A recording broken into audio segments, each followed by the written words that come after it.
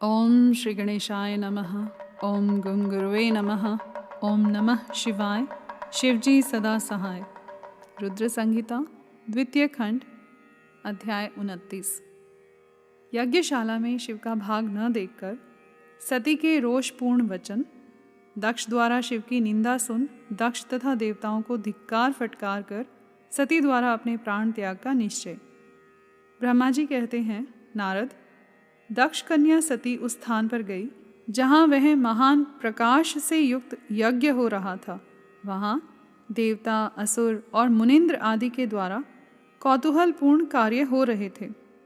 सती ने वहाँ अपने पिता के भवन को नाना प्रकार की आश्चर्यजनक वस्तुओं से संपन्न, उत्तम प्रभा से परिपूर्ण, मनोहर तथा देवताओं और ऋषियों के समुदाय से भरा हुआ देखा। देवी सती भवन के द्वार पर जाकर खड़ी हुई और अपने वाहन नंदी से उतरकर अकेली ही शीघ्रतापूर्वक यज्ञशाला के भीतर चली गई। सती को आई देख उनकी यशस्विनी माता असीवनी अर्थात वीरिणी ने और बहिनों ने उनका यथोचित आदर सत्कार किया, परंतु दक्ष ने उन्हें देखकर भी कुछ आदर नहीं किया तथा उन्हीं के भय से शिव की माया से मोहित हुए दूसरे लोग भी उनके प्रति आदर का भाव न दिखा सके। मुने, सब लोगों के द्वारा तिरस्कार प्राप्त होने से सती देवी को बड़ा विस्मय हुआ, तो भी उन्होंने अपने माता पिता के चरणों में मस्तक झुकाया। उस यज्ञ में सती ने विष्णु आदि देवताओं के भाग देखे, परंतु शंभु का भाग उन्हें कहीं दिखाई नहीं दिया। तब सती ने दुस्सह क्रोध प्रकट किया।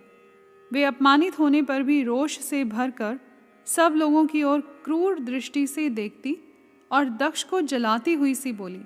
सती ने कहा, प्रजापते, आपने परम मंगलकारी भगवान शिव को इस यज्ञ में क्यों नहीं बुलाया, जिनके द्वारा यह संपूर्ण चराचर जगत पवित्र होता है, जो स्वयं ही यज्ञ वेताओं में श्रेष्ठ, यज्ञ के अंग, यज्ञ की दक्षिणा और यज्ञकर्ता यजमान हैं। उन भगवान शिव के बिना यज्ञ की सिद्धि कैसे हो सकती है? अहो, जिनके स्मरण करने मात्र से सब कुछ पवित्र हो जाता है, उन्हीं के बिना किया हुआ यह सारा यज्ञ अपवित्र हो जाएगा। द्रव्य, मंत्र आदि, हव्य और कव्य, ये सब जिनके स्वरूप हैं, उन्हीं भगवान शिव के बिना इस यज्ञ का आरंभ कैसे किया गया?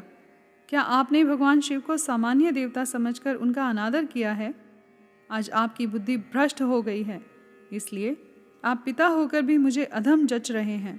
अरे, ये विष्णु और ब्रह्मा आदि देवता तथा मुनि अपने प्रभु भगवान शिव के आए बिना इस यज्ञ में चले कैसे आए? ऐसा कहने के बाद शिव स्वरूपा परमेश्वरी सती ने भगवान विष्णु, ब्रह्मा, इंद्र आदि सब देवताओं को तथा समस्त ऋषियों को बड़े कड़े शब्दों में फटकारा। ब्रह्मा जी कहते हैं, नारद, इस प्रकार क्रोध से भरी हुई जगदम्बा सती ने वहाँ व्यथित हृदय से अनेक प्रकार की बातें कहीं। श्री विष्णु आदि समस्त देवता और मुनि जो वहाँ उपस्थित थे, सती की बात सुनकर चुप रह गए। अपनी पुत्री के वैसे वचन सुनकर कुपित हुए दक्ष ने सती की ओर क्रूर दृष्टि से देखा और इस प्रकार कहा। दक्ष बोले, भद्रे, तुम्हारे बहुत कहने से क्या लाभ? इस समय यहाँ तुम्हारा कोई काम नहीं है। तुम जाओ या ठहरो, यह तुम्हारी इच्छा पर निर्भर है। तुम यहाँ आई ही क्यों? समस्त विद्वान जानते हैं कि तुम्हारे पति शिव अमंगल रूप हैं। वे कुलीन भी नहीं हैं, वेद से बहिष्कृत हैं और भूतों, प्रेतों तथा पिशाचों के स्वामी हैं। वे बहुत ही कुवेश धारण किए रहते हैं, इसीलिए रुद्र को इस यज्ञ में नहीं बुलाया गया है। बेटी, मैं रुद्र को अच्छी तरह जानता हूँ, अतः जानबूझकर ही मैंने देवऋषियों की सभा में उनको आमंत्रित नहीं किया है। रुद्र को शास्त्र के अर्थ का ज्ञान ही नहीं है, वे उद्दंड और दुरात्मा भी हैं। मुझ मूढ़ पापी ने ब्रह्मा जी के कहने से उनके साथ तुम्हारा विवाह कर दिया था, अतः शुचि स्मिते, तुम क्रोध छोड़कर शांत हो जाओ। इस यज्ञ में तुम आ ही गई हो तो स्वयं अपना भाग या दहेज ग्रहण करो। दक्ष के ऐसा कहने पर उनकी त्रिभुवन पूजिता पुत्री सती ने शिव की निंदा करने वाले अपने पिता की ओर जब दृष्टिपात किया, तब उनका रोष और भी बढ़ गया। वे मन ही मन सोचने लगी कि अब मैं शंकर जी के पास कैसे जाऊंगी। यदि शंकर जी के दर्शन की इच्छा से वहाँ गई और उन्होंने यहाँ का समाचार पूछा तो मैं उन्हें क्या उत्तर दूंगी। तदंतर तीनों लोगों की जननी सती रोषावेश से युक्त हो लंबी सांस खींचती हुई अपने दुष्ट हृदय पिता दक्ष से बोली। सती ने कहा, जो महादेव जी की निंदा करता है अथवा जो उनकी होती हुई निंदा को सुनता है, वे दोनों तब तक नरक में पड़े रहते हैं जब तक चंद्रमा और सूर्य विद्यमान हैं। अतः तात, मैं अपने इस शरीर को त्याग दूंगी, जलती आग में प्रवेश कर जाऊंगी। अपने स्वामी का अनादर सुनकर अब मुझे अपने इस जीवन की रक्षा से क्या प्रयोजन। यदि कोई समर्थ हो तो वह स्वयं विशेष यत्न करके शंभु की निंदा करने वाले पुरुष की जीभ को बलपूर्वक काट डाले, तभी वह शिव निंदा श्रवण के पाप से शुद्ध हो सकता है, इसमें संशय नहीं है। यदि कुछ कर सकने में असमर्थ हो तो बुद्धिमान पुरुष को चाहिए कि वह दोनों कान बंद करके वहाँ से निकल जाए। इससे वह शुद्ध रहता है, दोष का भागी नहीं होता, ऐसा श्रेष्ठ विद्वान कहते हैं। इस प्रकार धर्म नीति बताने पर सती को अपने आने के कारण बड़ा पश्चाताप हुआ। उन्होंने व्यथित चित्त से भगवान शंकर के वचन का स्मरण किया। फिर सती अत्यंत कुपित हो दक्ष से, उन विष्णु आदि समस्त देवताओं से तथा मुनियों से भी निडर होकर बोली। सती ने कहा, तात, तुम भगवान शंकर के निंदक हो, इसके लिए तुम्हें पश्चाताप होगा। यहाँ महान दुख भोग कर अंत में तुम्हें यातना भोगनी पड़ेगी। इस लोक में जिनके लिए न कोई प्रिय है न अप्रिय, उन निर्वैर परमात्मा शिव के प्रतिकूल तुम्हारे सिवा दूसरा कौन चल सकता है। जो दुष्ट लोग हैं वे सदा ईर्ष्यापूर्वक यदि महापुरुषों की निंदा करें तो उनके लिए यह कोई आश्चर्य की बात नहीं है, परंतु जो महात्माओं के चरणों की रज से अपने अज्ञान अंधकार को दूर कर चुके हैं, उन्हें महापुरुषों की निंदा शोभा नहीं देती। जिनका शिव यह 2 अक्षरों का नाम कभी बातचीत के प्रसंग से मनुष्यों की वाणी द्वारा एक बार भी उच्चारित हो जाए तो वह संपूर्ण पाप राशि को शीघ्र ही नष्ट कर देता है। उन्हीं पवित्र कीर्ति वाले निर्मल शिव से तुम द्वेष कैसे कर सकते हो। आश्चर्य है, वास्तव में तुम अशिव या अमंगल रूप हो।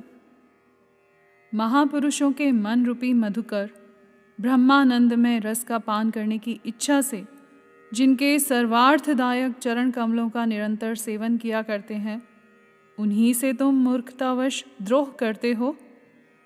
जिन्हें तुम नाम से शिव और काम से अशिव बताते हो, उन्हें क्या तुम्हारे सिवा दूसरे विद्वान नहीं जानते। ब्रह्मा आदि देवता, सनक आदि मुनि तथा अन्य ज्ञानी क्या उनके स्वरूप को नहीं समझते।